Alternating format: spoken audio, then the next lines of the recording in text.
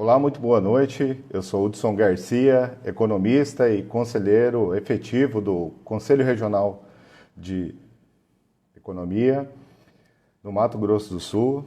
Vamos começar a nossa live aqui. E alguns de vocês me conhecem como consultor, colunista em finanças e convidado de alguns webinários, né? Falando sobre economia, falando sobre finanças, mas hoje eu venho aqui numa função um pouco diferente. Hoje eu vou ser entrevistador, né, um apresentador dessa live, a segunda promovida pelo Conselho Regional de Economia e Finanças, e que traz um assunto bastante latente para todos nós, né, que é a economia comportamental, com foco na psicologia do consumo. O assunto ele parece bastante complexo, né, o nome é bastante extenso, né, praticamente o nome de um livro. Mas no decorrer da nossa conversa, vocês verão que esse segmento da economia, ele se trata do nosso cotidiano, né? Na nossa economia doméstica, né? As finanças pessoais. Então, assim, a nossa conversa de hoje, frente a esse cenário pandêmico que ainda a gente está vivendo, o Corecon traz a discussão esses temas que são essenciais para a vida das pessoas, que influencia não somente, né, a questão do bolso, mas até a saúde dos indivíduos. E nesse nosso evento, ele vai ter o objetivo de ampliar a visão financeira das pessoas e desmistificar, principalmente, o que é possível gerar reserva financeira ou até mesmo sair das dívidas, mesmo com um pouco recurso. E é por isso que, assim, não tenham vergonha. Pode apertar o coraçãozinho aí, pode curtir, pode clicar no aviãozinho e realmente chamar os amigos para poder participar dessa live, porque vai ser uma live bastante interessante, né? E sobre esse tema, que é extremamente vantajoso, extremamente crucial para a nossa vida, nós iremos bater um papo descontraído, viu, gente? O que é importante, a gente vai estar participando, vocês também estarem participando dessa live. Com a economista e também conselheira do Conselho Regional de Economia do Mato Grosso do Sul e uma pessoa especialista nessa área da economia comportamental, e é uma grande amiga, uma pessoa excelente, a nossa economista Andréia Saragossa, a qual eu vou chamar para participar, né, para a gente poder iniciar essa live agora. Já está aceitando aqui a nossa solicitação e a gente já vai começar aqui com esse tema maravilhoso.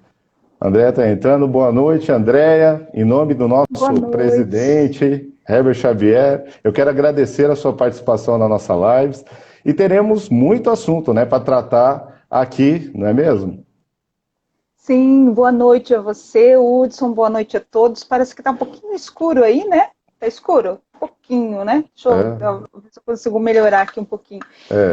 Nós vamos tratar sobre um assunto extremamente interessante e que faz toda a diferença na nossa vida, que são as nossas finanças pessoais, né? E uma vida financeira sustentável no longo prazo é extremamente importante. E a gente vai bater um papo, como você falou, o mais descontraído possível, porque tudo que as finanças pessoais não é chata, né? É super tranquilo, super fácil, né? E é muito bom porque a gente possibilita que a gente faça escolhas na nossa vida, né? Exatamente. Boas escolhas. Exatamente, o intuito é esse, né, André? É tentar desmistificar, né? Aquela questão da economia doméstica, do planejamento familiar. A gente quer trazer aqui uma nova visão, não aquela visão daquela economia carregada, mas sim de uma forma que todos possam entender. Né? E aí, já iniciando, né, o nosso papo, nosso tempo, infelizmente, é só de 1 hora, e aí a gente já quer entrar propriamente no assunto, André. Eu gostaria de começar perguntando para ti, de forma bem simples, para que todos que estão aí nos acompanhando, que está também, né, enviando essa solicitação para que outros também participem, para a gente bater aí 50, 60 pessoas na nossa live, para que você possa esclarecer, para que todos que nos acompanham, sobre esse assunto, né? Do que se trata essa questão da economia comportamental e por que ela é tão importante para o nosso dia a dia, Andréia? Bom, a economia comportamental, ela faz parte, na verdade, de um guarda-chuva maior, que são as ciências comportamentais, né? E aí, essas ciências comportamentais, ela integra conhecimento de psicologia com as demais ciências, né? E aí, no caso da economia comportamental, é a economia, né? Então, a gente vai estudar, a gente estuda exatamente isso, o nosso comportamento em relação às nossas finanças pessoais. Então, olha que interessante, Hudson, e o pessoal que está aí nos assistindo, diferentemente do que a economia tradicional traz para a gente, né? Quando a gente está lá no banco da faculdade, a gente aprende, né, Hudson, que nós somos seres extremamente racionais, não é isso? O Exato. homo econômicos, né? Que a gente toma as melhores decisões possíveis e faz o melhor possível com aquele recurso que a gente tem. Aí Exato. vem a economia e fala a economia do comportamento e fala, não, não é bem assim. Nós somos seres humano e social. Então, a gente depende do meio que a gente está, depende das nossas crenças. Então, tudo isso vai influenciar no nosso consumo, com certeza. Então, nós somos homo sapiens, né? E não homo econômicos, como a ciência econômica coloca para a gente quando a gente está lá no banco, né? E, Então, as ciências comportamentais, só complementando, ela claro. estuda o nosso comportamento em relação às nossas crenças, às nossas preferências e o processamento de informações, tá? Como a gente processa essas informações. Então, porque quando a gente contrata um serviço ou faz alguma compra. Então, a gente estuda esse nosso comportamento em relação às nossas finanças pessoais, né, a nossa relação com o consumo mesmo. E é um ramo da economia relativamente novo, né, que vem sendo estudado bastante, um curto espaço de tempo que a gente tem realmente esses estudos, né, sendo publicados sobre a questão da economia comportamental, não é mesmo, André? Sim, nós temos 2 prêmios Nobel, um em 2012 e um em 2017. O primeiro, eles são não economistas, e o segundo é economista comportamental. Mas, assim, começou o estudo mais a partir nos anos 60, 70, final dos anos 60, tá? Com 2 psicólogos, Perfeito. O Daniel Kahneman e o Tversky. Ah, que ótimo, que ótimo. Pessoal, só um detalhe que eu queria chamar a atenção, não é um diálogo, vocês podem participar, podem estar enviando pergunta para mim, podem estar enviando pergunta para André, que eu tenho certeza a gente vai ter o maior prazer em responder. Agora você tocou num assunto, nessa questão da psicologia, né? E dentro dessa economia comportamental, a escolha dos indivíduos, né, como você mesmo disse, a psicologia ela assume um papel fundamental no entender essas escolhas de consumo das pessoas, não é mesmo? As principais Sim. marcas de varejo, principalmente, aí eu vou trazer um pouquinho para o meu métier, que é a área empresarial, ela, apoiada em grandes agências de marketing, passaram a entender e trabalhar essa psicologia do consumo. Você poderia explicar para nós, André, o que significa essa psicologia do consumo e como as pessoas são constantemente impulsionadas a consumir produtos e serviços pelas marcas? Então, pois é, olha só, Hudson, que interessante essa pergunta, porque assim, quando eu fiz em 2013 o curso de psicologia econômica, nós tínhamos uma turma de mais ou menos umas 50 pessoas. E das 50 pessoas, mais ou menos a metade, uns 25, era da área de marketing. Né? É, Sugestivo, né? Bastante sugestivo. então, o que eles estavam fazendo lá? Exatamente aprendendo como a gente se comporta em relação às nossas finanças pessoais, né? Então, eles foram lá e queriam saber isso. Então, assim, é muito importante, não só que eles saibam, mas principalmente que a gente saiba como que a gente se funciona.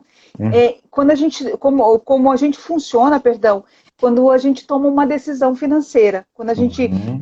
opta por comprar um produto ou adquirir um serviço, né? Então, como que a gente funciona em relação a isso? Então, seria um autoconhecimento mesmo financeiro, Uhum. tá? Então, a gente precisa se autoconhecer financeiramente. E Você, aí, pois não.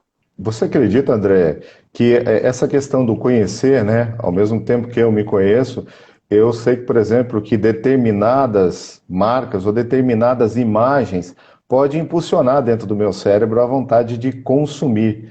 E é isso que essas marcas elas vêm trazendo, né? O entender, Aham. entender o consumo, né? O entender quais são os chamados gatilhos mentais que faz eu consumir. Essa psicologia do consumo, né, como a gente diz, ela procura realmente, ela veio como uma arma, então, para fazer a gente consumir mais? É, exatamente. Então, eles sabem, né, que nós temos dois sistemas.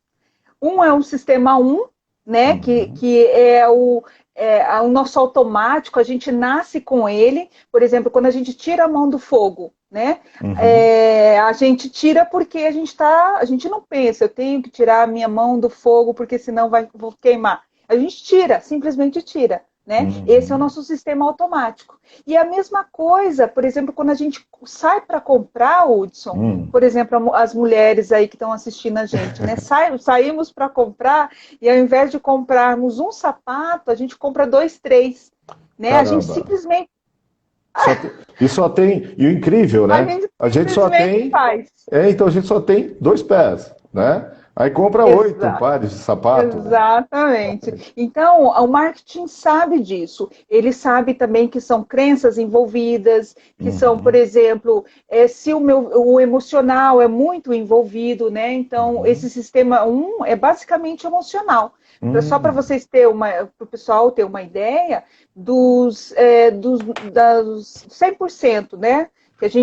Das decisões que a gente toma, 90% a gente usa o sistema que é o nosso automático, e 10% só o sistema 2, que é a nossa racionalidade, que esse é mais devagar, né? A gente faz os cálculos, inclusive por meio desse sistema 2, né? uhum, Através do sistema 2. Né? uhum. Então, o marketing ele sabe muito bem disso. Então, eles vão trabalhando todas essas informações para poder chegar no objetivo deles, que é a venda. Por isso que eu falo, a gente precisa se autoconhecer financeiramente, saber principalmente o que a gente gosta, quais são os nossos objetivos de vida, para que a gente tenha qualidade, né, escolha em comprar uma coisa ou outra, não porque a marca está apresentando aquilo, não porque a marca fala é bom isso, né? Compre, compre, compre, né? Ou compre Uhum. batom, né? Compre, Essa é né? antiga, essa é antiga. Essa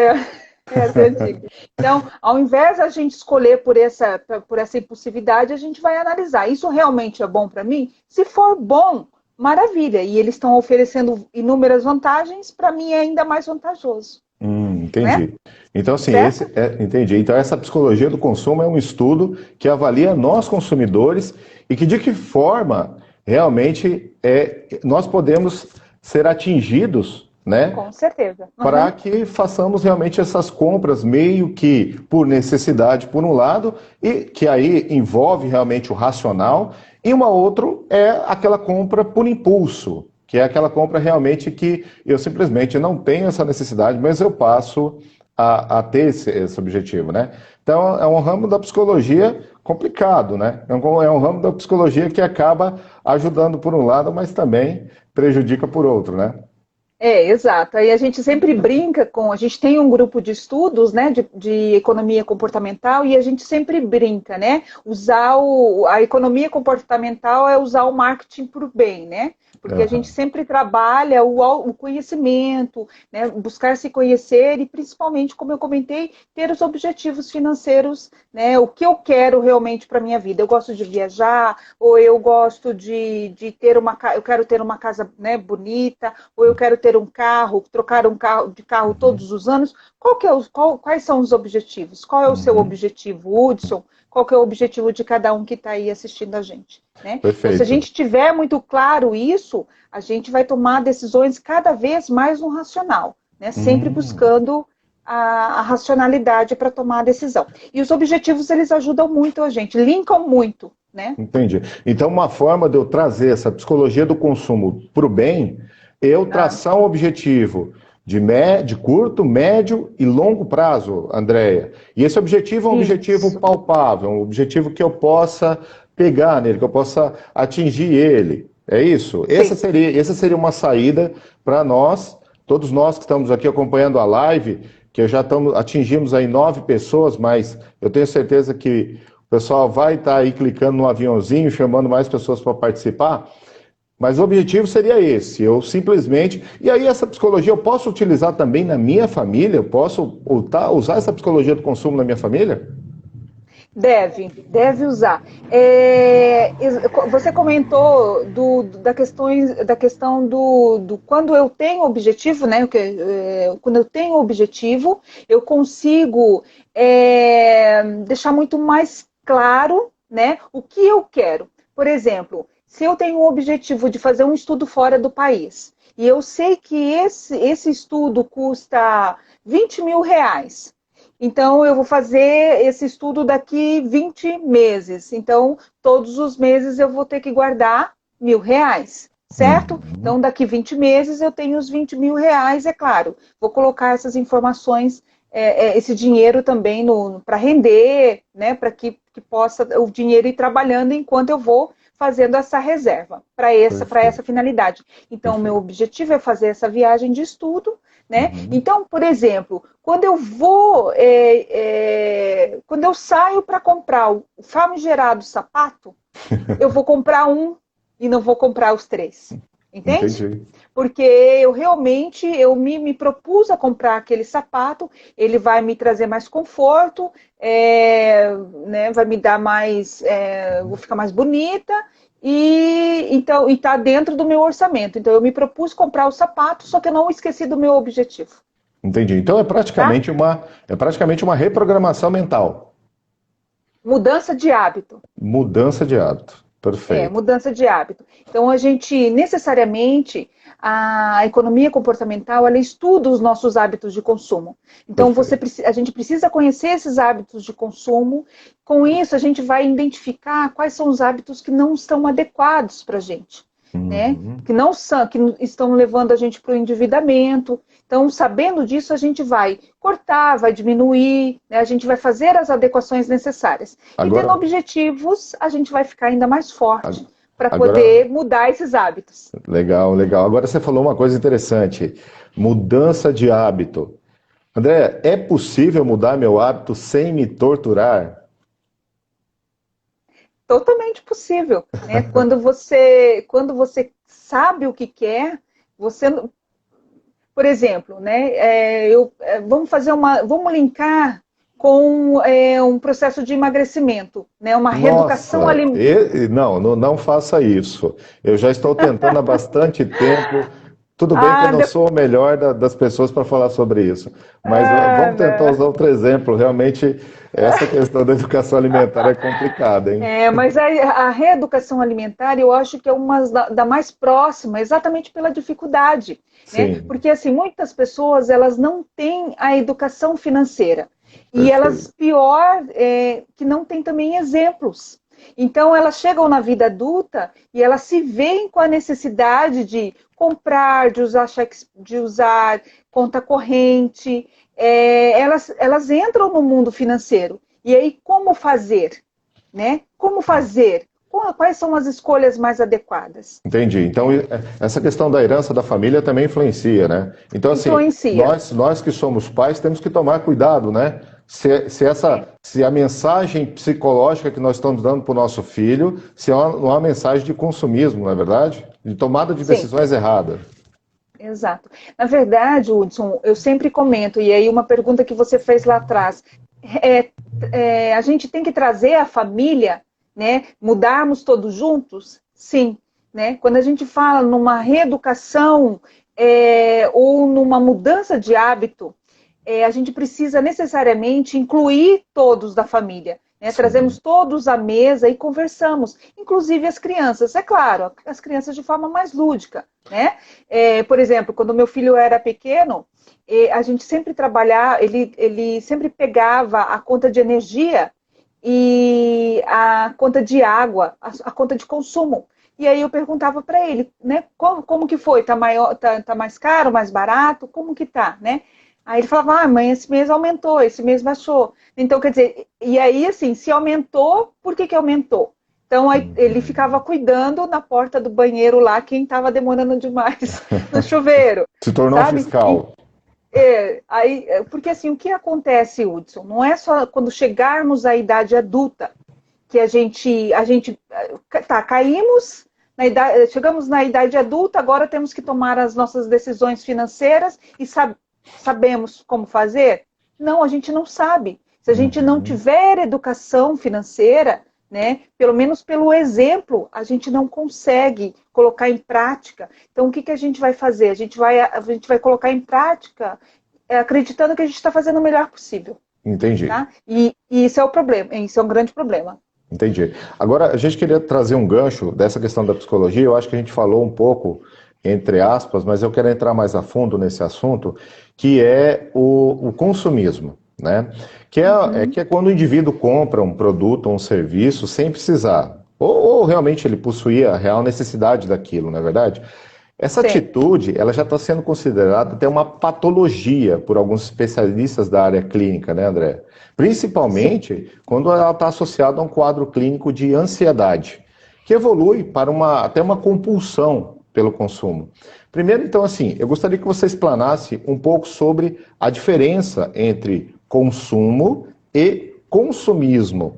E se nós podemos fazer, nós, assim, eu digo eu e todos que estão acompanhando a live, e tenho certeza outras pessoas que vão assistir depois, como é que elas podem fazer alguns testes dentro de casa para descobrir se elas estão sofrendo desse mal do século, né, o consumismo? Na verdade, a gente, na economia comportamental, a gente comenta que a gente tem a necessidade, né, e tem os desejos. Qual que é a nossa necessidade, basicamente? Comer e ter um abrigo, né? E aí, quais são os nossos desejos? Comer uma lasanha, comer um sorvete ali da Sésamo. Esses dias eu estava doida para comer um sorvete lá da Sésamo. Que é muito né? bom, diga-se de Ai, é passagem. muito bom, fazendo propaganda, né? Comer um sorvetinho, né? Morar numa casa de 2 andares. Então, assim, A necessidade. Vera concorda conosco, viu, que o César mandou. Um é necessidade e o outro são os desejos. Né? Então, a patologia, o consumismo, assim, sempre quando eu começo a realizar uma consultoria, quando eu começo a fazer um atendimento de um cliente, faço um perfil da realidade atual dele, a gente identifica ali se é endividado, né, ou até mesmo se é super endividado. E assim, aqui eu gostaria de abrir um parênteses, porque o super endividado, Hudson, são aquelas pessoas que não têm nem para subsistência. Né? Pessoas, por exemplo, que ganham aí, clientes que eu já atendi, que ganham 13 mil, 14 mil reais e tem lá líquido no Olerite 180 reais. Né? Então, essas pessoas são as super endividadas e elas, inclusive, são atendidas pela Defensoria Pública. Então, fechando esse parênteses, né, quando a gente identifica isso, ou se a gente não identifica nesse encontro inicial, a gente consegue já identificar no segundo encontro, mais ou menos, que a pessoa ela tem algum tipo de problema, que não é só a questão da economia comportamental, a gente não vai conseguir trabalhar só isso com a economia comportamental, aí sim a gente, né, pede para que ela busque também um psicólogo. Então, para de forma concomitante a gente trabalhar tanto a parte da economia comportamental como a parte psicológica, né? Porque às vezes a pessoa ela tem algum trauma, alguma situação que não ficou resolvida e por isso ela está consumindo ali, né, para se alegrar por conta da ansiedade, né? Então, essas questões a psicóloga vai resolver, né? E aí ela vai aplicar ferramentas para conseguir organizar sua vida financeira no que tange a gestão financeira, a gestão dos seus recursos. Né? Então, pois não. Mas me diz assim, você que tem essa experiência, você já atende pessoas que buscam os seus serviços para trabalhar a questão do orçamento doméstico. Sim. É possível identificar alguns sinais de que a pessoa realmente está partindo para um consumismo desenfreado, para uma patologia? É possível? É possível a gente dizer que existem alguns sinais muito claros para que nós possamos, por exemplo, nos identificar e até mesmo tentar matar esse mal pela raiz? São, a questão clínica em si, aí é o profissional psicólogo. Mas assim, o que, que eu consigo identificar na parte de economia comportamental? As pessoas elas não conseguem colocar em prática as ferramentas, elas fogem delas mesmas. Quando vão fazer, por exemplo, a soma de despesas, quando vão trabalhar orçamento, né? É medo, é muita ansiedade. Então, eu já tive clientes assim que toda semana ele adiava o encontro, né? Isso pode ser Claro, um dos com sintomas. certeza. Com Entendi. certeza, né? Uhum, Então era muito ansioso, eram pessoas ansiosas que eu não conseguia dar andamento, passava as uhum, ferramentas para aplicar e não dava retorno. Então a pessoa ela uhum, não conseguia desenvolver isso. Isso é uhum, claro, né? Porque assim, qual que é o normal? A gente começar a trabalhar a gestão financeira e as pessoas elas vão se desenvolvendo, vão melhorando, vão me colocando situações, pontos que a gente vai ajustando, a gente vai melhorando cada vez mais, né? entendi. Então, isso muito claro em algumas situações, mas muito sutil também em outras, né? Uhum. Então, eu ajudo, a gente consegue ajudar com certeza, tá? Existe, antes de eu consumir, existe algumas perguntas chaves que eu devo fazer, vamos dizer assim, dentro do meu subconsciente, para poder Sim. identificar se aqui tem. Opa, aquilo é. Então, assim, ó, pessoal, agora, ó, para tudo que você está fazendo, pega um caderno, pega uma Ah, caneta. A Andrea vai dar uma dica agora que é o seguinte: antes de você comprar, você vai fazer algumas perguntinhas básicas, básicas. E ali você vai realmente tomar a decisão correta, não é, André? Se realmente aquilo é para o seu consumo, para a sua necessidade, ou se aquilo já é um sintoma de consumismo, né? André, dê, por favor, essas dicas valiosas aqui para quem está acompanhando a nossa live e para quem vai depois, óbvio, olhar no Instagram essa nossa live. Vamos lá. Qual é a primeira pergunta que eu tenho que fazer? bom, tchananã, né? Olha o Exato. segredo aqui. Eu sei. Mas assim, pessoal, a maioria das pessoas elas falam assim: ah, se pergunta, eu realmente preciso disso, eu realmente quero, né? A Então, pergunta que a primeira pergunta é se eu preciso? não, Ah, não? não. Opa. As pessoas elas geralmente elas dão essas dicas, né? Mas assim, qual que é a primeira pergunta que a gente tem que se fazer? Na verdade, o que a gente tem que olhar no nosso mapa orçamentário anual, no nosso orçamento, Olhar o meu certo? orçamento. Então, Claro, claro. primeira dica, olhar o meu orçamento. Sim. Essa, tá. E se eu não tenho esse orçamento, Andréia? Então eu vou olhar Então, o quê? por isso que a gente precisa ter um orçamento, né? Na verdade, a gente precisa conhecer os nossos hábitos financeiros, verificar o que está adequado, né? O que não está adequado, cortar o que não é adequado, diminuir o que a gente pode diminuir. Então, a gente precisa se conhecer financeiramente. Né? Então, essa questão de se perguntar, realmente eu preciso? Isso é muito superficial. Né? A proposta da mudança de hábito, a proposta da economia comportamental, ela é diferente. É algo de longo prazo. Né? A gente usa muito o termo de sustentabilidade para meio ambiente. Né? Uhum. Mas as nossas finanças pessoais, elas precisam ser sustentáveis também no longo prazo. Tá? E Hum. isso a gente só consegue se a gente tiver hábitos de consumo adequado, se a gente tiver um orçamento adequado à Então, nossa realidade. então a primeira pergunta é o seguinte: cabe no meu orçamento, é isso? É isso. O meu orçamento está adequado para receber mais essa despesa, né?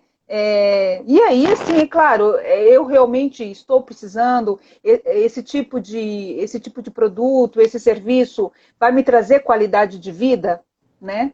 E aí a qualidade de vida que o Hudson espera, ou que cada um que está nos acompanhando aí espera, é diferente. né? Tem pessoas que gostam de viajar, como eu comentei, tem pessoas que gostam de uma casa bonita, tem pessoas que gostam de trocar todos os anos de carro. Cada Mas, um mas eu, acha que acredita que a qualidade de vida é de um jeito. Cada um vê a qualidade de vida de um jeito.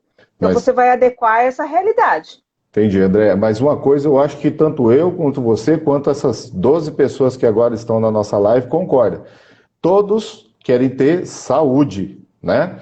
Sim, E se você tiver um orçamento muito bem ajustado, se realmente você tiver, proporcionar a você mesmo, não só mente essa questão da economia, né? Do saldo na conta corrente, mas também horas de lazer, horas de prazer, né? Saber gerar esse equilíbrio financeiro, onde você consegue associar realmente o bem-estar. Eu entendo que a saúde vai estar sempre tinindo, né? Sempre em ponto de bala. sim, exatamente. Uhum. O emocional, ele é um dos pontos que mais são influenciados, ou que mais sofre, digamos assim, quando a gente está com as nossas finanças desequilibradas. Eu nem chamo, né, eu tá endividado ou super endividado, nem se fala. Né? Uhum. Então, uma gestão financeira adequada da nossa vida, ela é o que me traz muita tranquilidade. Então, eu posso Uhum. fazer escolhas que me tragam qualidade de vida, como a gente está comentando, né? E Entendi. você olha para o seu orçamento ali, né, verifica, por exemplo, eu tenho o IPVA para pagar em novembro, então eu já tenho lá todas as minhas despesas listadas, toda a minha renda, né, tudo que eu vou receber, está previsto de eu receber no mês de novembro, está tudo lá. Todas as despesas que estão previstas também estão lá. Então, eu posso tomar uma decisão embasada nessas informações. Então, quando eu Legal. vou comprar alguma coisa, adquirir algum serviço, então eu já tenho da onde tirar a informação se realmente eu posso ou não. E a nossa saúde, ela agradece muito. Por quê? Porque a gente não vai ter ansiedade ao fazer isso. Né? A gente vai usar o sistema 2, né? A gente vai fazer uma escolha ou vai comprar uma coisa que realmente está pronto para comprar, né? E isso é qualidade de vida. E hoje, André, é muito fácil você ter acesso a mecanismos orçamentários, né, que você pode colocar suas contas lá, mesmo no próprio smartphone, existem vários apps que você pode puxar, você pode ir colocando as suas despesas lá, não é mesmo? É muito mais prático do que antes, muito mais interessante. E até existem alguns aplicativos que você consegue até planejar quase que a sua vida toda, né? Então, por que não usar a própria tecnologia para me ajudar nesse momento aí de me planejar financeiramente para ter essa tranquilidade, esse sossego na cabeça e aí me garantir uma saúde boa, não é verdade? Sim, é isso mesmo. Então, todos esses mecanismos, né, as ferramentas que são oferecidas, a gente tem que mais aproveitar mesmo, né? E eu falo muito na aproximação, né? Como a gente não teve educação financeira, muitos não tiveram em casa, na escola a gente não tem, né? Isso daí é uma É uma luta, pena, inclusive, é uma pena. bastante árdua, bastante árdua. Então, assim, como a gente não tem isso, essa educação financeira, a gente acaba, como eu comentei, fazendo coisas não adequadas, né? E Então, isso é bastante complicado no longo então, prazo, né? então, se você me permite, eu sei que isso aqui vai realmente ganhar aí um número de pessoas, de visualizações estrondoso. Vamos fazer uma campanha para colocar a economia financeira, a economia doméstica dentro do ensino fundamental, dentro da educação básica, para que as nossas crianças entendam a importância realmente de tomar as melhores decisões. Estou dizendo aqui que é para criar um exército de gente gerando muita poupança, mas simplesmente para que possam começar a tomar as melhores decisões para o resto da sua vida. Que isso vai garantir realmente longevidade, vai garantir bem-estar. E, consequentemente, nós, como pais, vamos ficar muito mais satisfeitos. Uma campanha aqui, né, Andréia? Por favor, economia doméstica para o ensino fundamental. É, finan... Na verdade, educação financeira, né, tanto para o ensino fundamental, né, de 1 a 9, e também no ensino médio. Né? Olha, A gente observa, por exemplo, já tem disponível material pela Estratégia Nacional de Educação Financeira, inclusive totalmente gratuito, aí o pessoal que é de órgãos públicos, que é do governo, pode pensar nisso. Então, por exemplo, crianças sabendo como é feito, como a batata é plantada, como a batata é colhida, como a batata é vendida em supermercado e por que ela custa o preço que custa, né? Professores em sala de aula trabalhando textos de marketing, Hudson, de marketing, professor de português, de língua portuguesa, trabalhando marketing, texto de marketing, né, e conversando com eles sobre educação financeira na aula. Olha só que legal, André. O pessoal está interagindo conosco. A Vera diz que faz planilha financeira. Parabéns, Vera. Você é uma pessoa que está começando a enxergar lá longe, seu futuro. Daniel Vasconcelos acabou de postar aqui que o projeto de lei 3145 de 2020 já torna obrigatória a inclusão da educação financeira como tema transversal dos currículos do ensino infantil.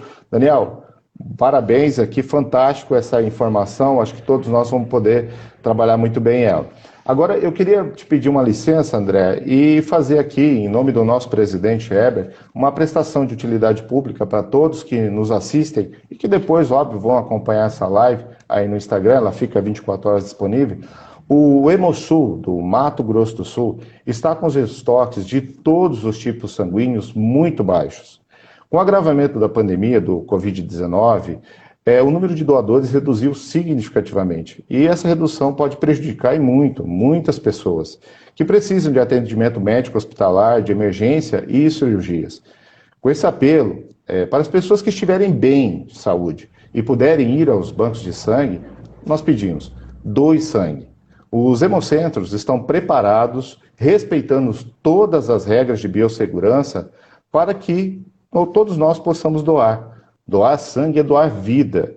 Vamos ajudar o nosso próximo nesse momento mais difícil. Esse é um pedido do Conselho Regional de Economia, o Corecon, a todos vocês e que entrem em contato com o Hemosul e verifiquem os horários de atendimento. Tá bom? Andréia, fazendo aí, trabalhando essa utilidade pública que tem tudo a ver com a questão de saúde, muito importante. Com certeza. Nós vamos agora para uma outra pergunta que também chegou aqui. Nós falamos sobre consumismo, não é verdade? E aí, até só um detalhe, a Vera falou que aprendeu muito com o Gustavo Cerbasi. Vera, adoro Gustavo Cerbasi. Inclusive, fiz uma live com ele há umas 2 semanas atrás, só que a gente estava falando sobre outro tema, a gente estava falando sobre crédito. Mas olha, ele é um profissional maravilhoso, não é mesmo, André? É assim, e a área dele também é economia comportamental. Sim. Opa! Acontece, isso em live acontece sempre. Me perdoe. Não esquenta com isso, não. Não, imagina. Isso é o ao vivo, é assim mesmo. Mas vamos lá, vou falando sobre consumismo, tá? A gente estava falando, segundo o Banco Central, em julho de 2020, né, desse ano, o nosso país possuía mais de 4,6 milhões de pessoas que não podiam pagar suas dívidas bancárias. Você comentou isso, sobre endividados, né? Mais de 67,1% das famílias brasileiras, com o agravamento dessa pandemia, também não conseguiram honrar com seus empréstimos. E nós sabemos que a prioridade agora, né, Andréa, é a sobrevivência econômica, né? E até mesmo nutricional das famílias, precisam se alimentar. Mas as dívidas, elas não somem, né? Ao contrário, elas se reproduzem em uma escala praticamente exponencial, né, com juros e correção monetária. É possível, André, neste momento, fazer um planejamento de pagamento das dívidas e atraso? E como que a gente faz esse planejamento? Então, é interessante porque, assim, o planejamento financeiro, ele é sempre possível, Hudson, e é extremamente necessário, né? É o que a gente está falando até agora aqui. O pontapé inicial, o que eu sempre falo, é aquela dorzinha, né? Nós temos aquela dor, as pessoas que procuram para fazer a gestão financeira, as pessoas principalmente que estão endividadas, né? Elas têm aquela dor de não querer, a gente não quer mais ficar pagando dívidas, né? Ou juros, no caso. Então, é aquela dor que incomoda. Então, a conscientização é o primeiro passo. tá? Então, assim, em relação a quem teve, por exemplo, nesse período agora, uma diminuição de renda, na verdade, quem inicialmente não teve a diminuição de renda, ele precisa fazer as adequações que são necessárias. Por exemplo, a gente observa que diminuíram várias despesas, certo? Por exemplo, para esse encontro, para essa live, eu estou aqui em casa e você está na sua, você está no escritório, né? Assim, então a gente está se deslocando muito pouco, então estou gastando menos gasolina, certo? Uhum. Ok? Sim, perfeito. Eu tô gastando também menos restaurante. Antes eu comia em casa, porque às vezes eu tinha um compromisso, ia de um lugar para outro. Então hoje como eu estou com um tempinho mais, eu chego em casa, faço meu alimento. Mas em contrapartida também eu estou gastando ar-condicionado, né? Eu estou gastando em casa, eu estou gastando mais então mais luz, né? Eu estou gastando mais água, né?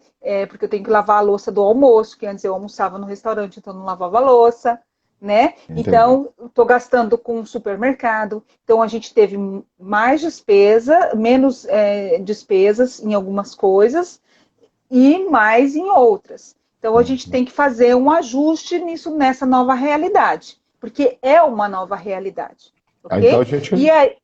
a gente volta E de a, novo na questão do hábito, né? Exatamente. Então, fazer uma revisão dos hábitos. Então, nós hoje temos novos hábitos. Por exemplo, a gente sabe que teve que contratar uma internet um pouquinho melhor, não é? Porque a Uhum. internet que a gente tinha não estava dando conta. Então, aumentou o custo da internet, né? Então, a gente tem que adequar os aumentos que a gente teve, né? E com, com a diminuição de despesa, tá? Entendi. E colocar isso no orçamento. E se tiver algum tipo de dívida, também fazer essa adequação. No entanto, quem teve redução de despesa tem que apertar um pouco mais. É Entendi. triste isso, mas tem que super apertar agora, né? Tirar mesmo, deixar o mínimo do mínimo para poder atender as necessidades, como você falou, básicas de alimento. E Né? aí, e aí, essa questão da família é importante, né, André? Chamar a família e colocar realmente a realidade da situação. Porque às vezes algumas pessoas ficam endividadas e acabam guardando para si. E aquilo vai se tornando uma bola de neve. Neste momento, que é um momento crítico, a estratégia tem que ser uma estratégia de guerra. E aí é chamar realmente a família para que todos possam realmente trabalhar numa finalidade, que é reduzir, que é adequar o orçamento realmente àquela realidade das dívidas, não é mesmo? Isso, então, agora é exatamente o momento de todos entenderem que todos fazem parte da realidade financeira Perfeito. da família, né? Se todos estamos numa guerra mesmo, né? Então, todos precisam participar dessa redução de despesa. Então, diminuir realmente a quantidade de carne na mesa, diminuir a quantidade de arroz na mesa. É complicado? Isso é. Diminuir a quantidade de banhos, tomar um banho. Eu já trabalhei inúmeras vezes com as pessoas nesse nível, nesse estado. Né, da gente Estratégias radicais. São estratégias radicais. Tá? E assim, na primeira oportunidade é trabalhar uma reserva financeira. Então, Entendido. todos têm que entender da necessidade de ter uma reserva financeira, né, para não Perfeito. recorrer a empréstimos, porque assim, o empréstimo, ele tem um custo, que é os juros. Então, todas as Uhum. vezes que a gente recorre a um empréstimo, a gente está pagando o preço dele, que é os juros, né? Entendido. Então, a gente não muitas pessoas que tinham reserva financeira nesse período agora, elas conseguiram se organizar, né?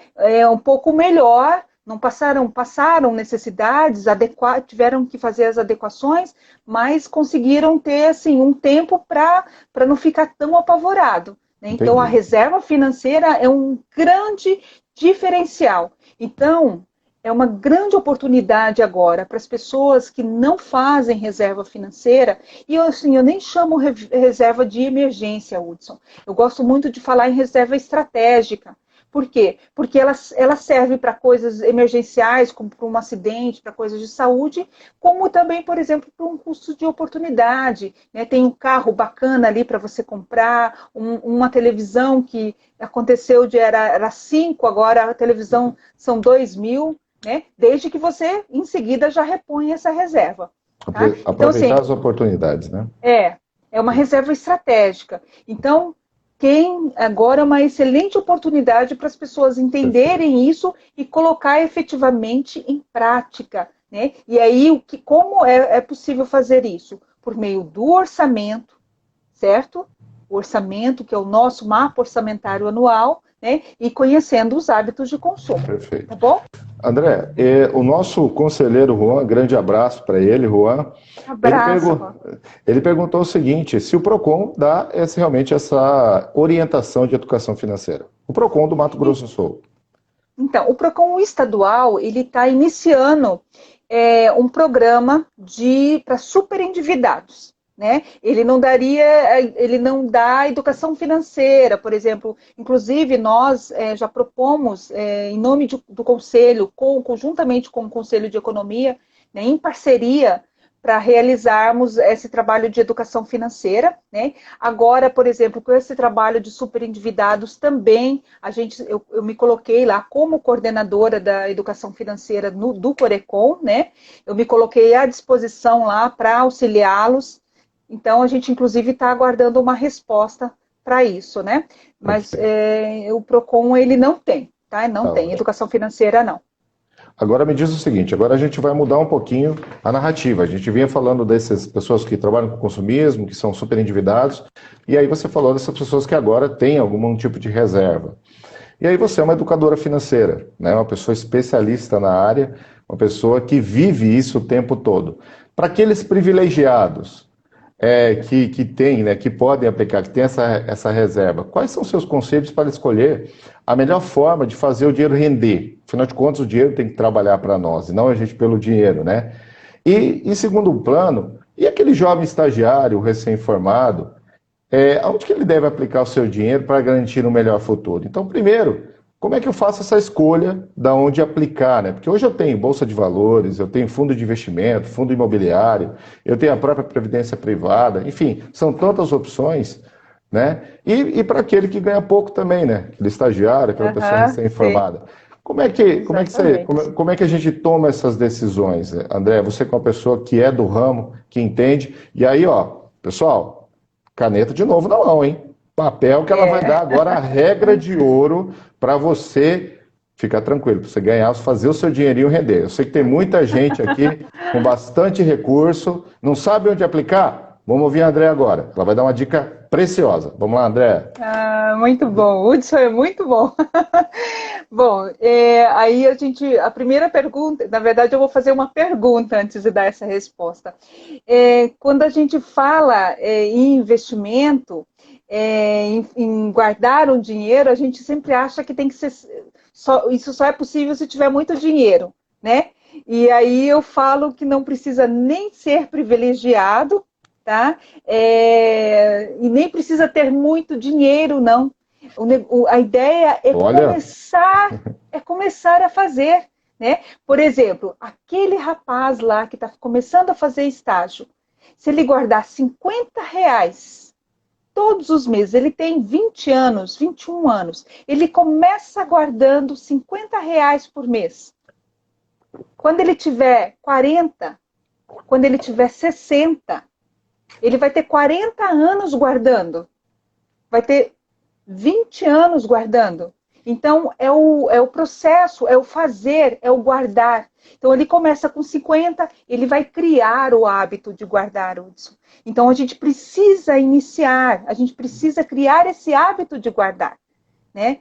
Tem até algumas pessoas, e eu sou muito adepta a isso, alguns profissionais da área, que falam, por exemplo, receitas menos os seus investimentos, e aí você adequa as despesas. Né? Porque os seus investimentos, na verdade, são os seus objetivos. Os seus objetivos podem ser, e tem que ser, a aposentadoria, a reserva financeira, né? ou a compra de algo que você queira no curto, no médio prazo, um carro, uma casa. Então, esses são os seus objetivos. Então, você está guardando dinheiro para isso. Né? Perfeito. Então, esse é um processo que ele precisa ser feito. Por exemplo, tem muitos clientes que falam, Andréia, mas eu tenho dívidas. Eu posso começar a guardar? Como que eu vou guardar se eu tenho dívidas?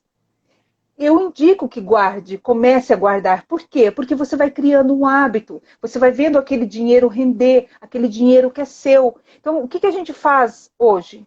A gente pega um empréstimo, o Hudson e todos que estão aí nos ouvindo, e paga juros.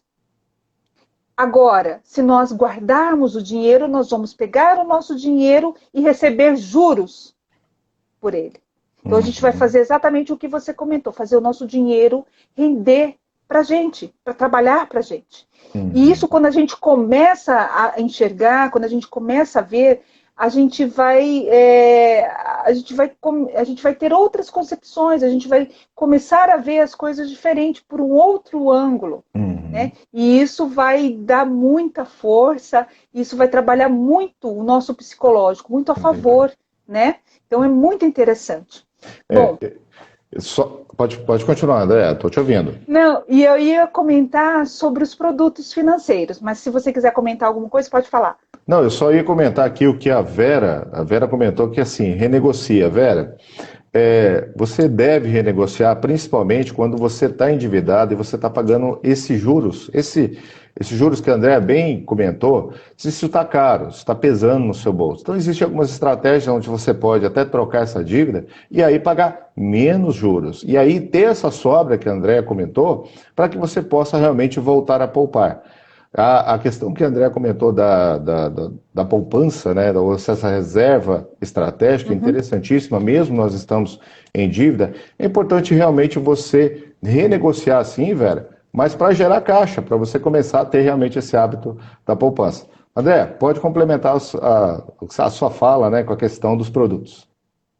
Isso, e aí só fazendo um adendo aí em relação a essa questão de pagamento de dívidas e pagamento de juros, muitas pessoas hoje pagam aí R$ 500 de juros por mês, tranquilo e calmo, né, de cheque especial ou parcelou cartão, né? Então, assim, fazendo essa organização das nossas finanças, conhecendo os nossos hábitos, a gente vai deixar de fazer isso, vai realizar o financiamento ou o pagamento dessas dívidas, né? Isso pode ser também como um objetivo, né? Colocar isso como objetivo.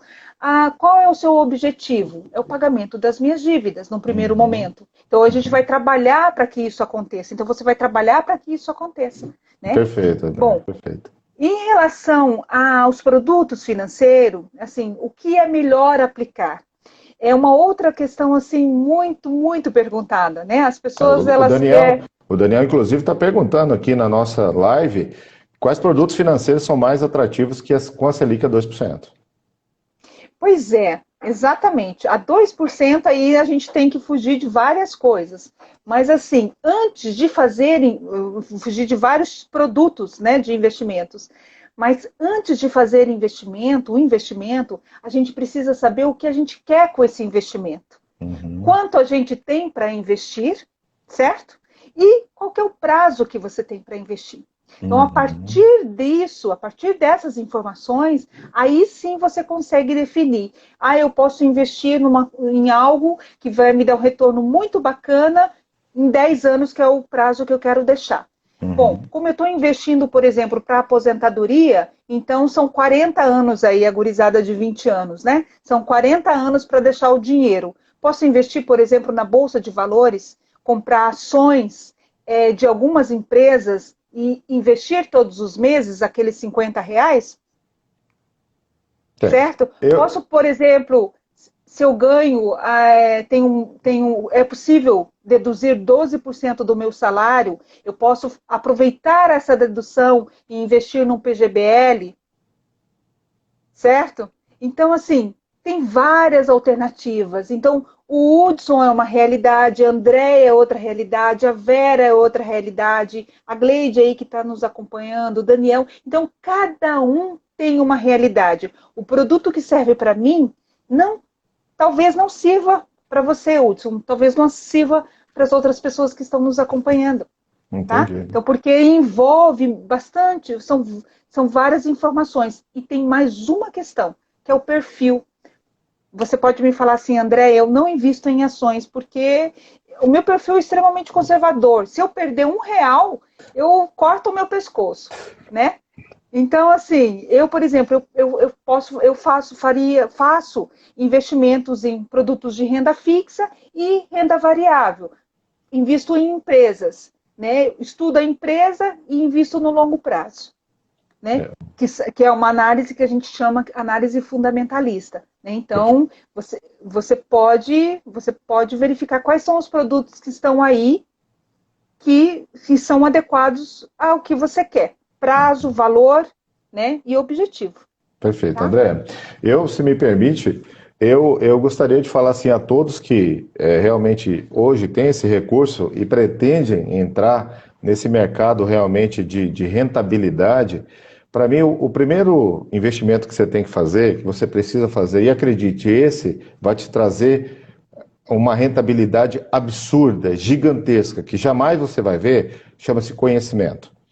O primeiro dinheiro que você precisa aplicar é em conhecimento, porque hoje nós estamos com uma taxa Selic muito abaixo do que já se imaginou. Nunca se imaginou chegar nesse patamar.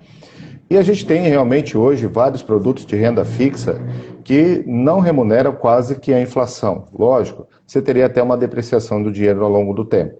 Para quem tem perfil, como a própria Andréa comentou, a questão do perfil, se eu tenho um perfil conservador, ou moderado, ou tenho um perfil mais arrojado, de qualquer forma, deste início, gaste tempo em conhecimento. Conheça bem aonde você vai colocar o seu dinheiro. Porque uma coisa é muito certa, dinheiro não aceita desaforo. Ele simplesmente, dependendo do tipo de produto que você vai acessar, uma renda variável, uma bolsa de valores, por exemplo, existe análise fundamentalista e grafista das empresas e existe muita volatilidade. Então, comece entendendo aonde você quer colocar o seu dinheiro e, como o próprio André disse, o objetivo. Para quando eu preciso desse dinheiro? Quando eu preciso dessa renda vinda desse dinheiro? Existem vários outros produtos, como fundo multimercados, fundos de renda variável, as próprias debêntures das empresas, que têm remuneração um pouco maior que a Selic e o risco é menor. Por isso, o meu conselho é invista em conhecimento, entenda bem esses produtos, né, André? Sim, exatamente. Então, isso faz parte da educação financeira, né? Assim como a gente tem que, nós precisamos muito nos aproximar do assunto finanças pessoais, né? O assunto investimentos é extremamente necessário também. Então, investir em conhecimento é realmente o primeiro maior investimento que todos temos que fazer. É verdade. André, infelizmente, a gente está caminhando para o final da nossa live, né? Muito pouco tempo, o assunto é maravilhoso. A gente poderia discutir aqui vários outros assuntos relacionados à economia doméstica, né? Mas, infelizmente, nosso tempo está acabando. E eu queria deixar esse momento para a sua despedida e, principalmente ao final, você disser para as pessoas que estão acompanhando a live, depois, quem vai acompanhar realmente isso, depois quem não teve a oportunidade de assistir ao vivo, vai assistir depois, né? Como é que as pessoas fazem para entrar em contato com você? Então, seu momento de despedida e o seu contato para que as pessoas possam acessar você lá adiante. Certo. Bom, Hudson, eu fiquei muito feliz mesmo, né, com o convite em realizar essa live sobre um assunto tão importante nas nossas vidas, né, que é a educação financeira. Entender desse assunto, colocar em prática, entender que é tudo muito antes de um orçamento, né? Que o negócio ele vem bem antes, né? Que é o nosso comportamento, é o olhar para a gente mesmo, é se autoconhecer financeiramente, colocar isso em prática, né? E aí mudar de forma gradativa.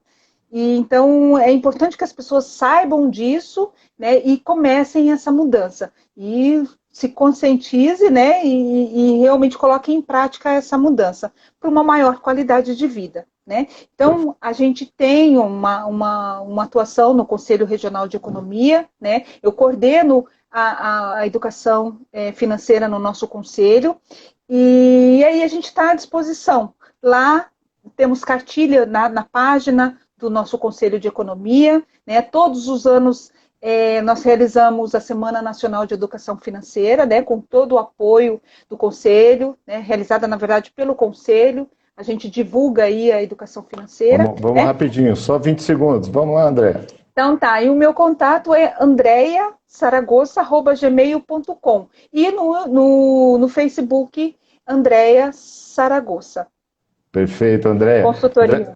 Perfeito, Andréia. Em nome do nosso presidente, nossos maiores sinceros agradecimentos e a todos que acompanharam até agora, muito obrigado.